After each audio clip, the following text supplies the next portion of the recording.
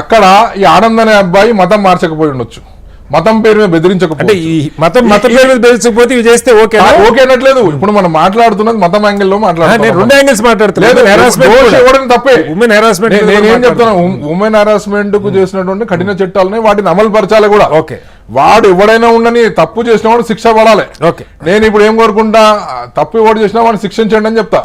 ఇప్పుడు మన శుభ్లి గారు ఏమంటారు అంటే, ఇది మొత్తం మా కమ్యూనిటీ మీద దెబ్బేస్తున్నారు, మా కమ్యూనిటీ మీద ఇట్లా చేస్తున్నారు అంటే మీరు మొదలు పెట్టడం ఇస్లాం మీద, ఇస్లాం దాడిని మొదలు పెట్టారు కదా. నేను చరిత్ర, నేను అబద్ధం చెప్పలేదు, మీరు చరిత్ర చూసుకొని చెప్పండి. నేను చరిత్ర మీద చెప్తా ఉన్నాను.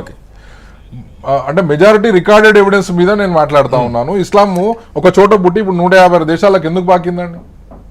సామ్రాజ్యవాదం కాకపోతే ఏ ఒక్క దేశంలోకి ఇస్లాం ప్రవేశిస్తే 15 నుంచి 20 సంవత్సరాల ఆ దేశం యొక్క భాష, చరిత్ర, సంస్కృతి, సంస్కారం అన్ని పోతాయి కదా. అంత లార్జర్ లోకి నేను వెళ్ళలేను సార్, నాకు ఉండేది 1 అవర్. అంత లార్జర్ లోకి వెళ్ళలేదు కానీ 1 అవర్ టైం నాకు ఉండేది. చరిత్ర మరి ఇప్పుడు 1000 చరిత్ర 10 నిమిషాలు కోరుకునేది ఏంటి, మీరు కోరుకునేది ఏంటి? మేము కోరుకునేది ఏంటంటే, ఈ తప్పు ఎవరు చేసినా వాళ్ళు ఖచ్చితంగా శిక్షార్హులే.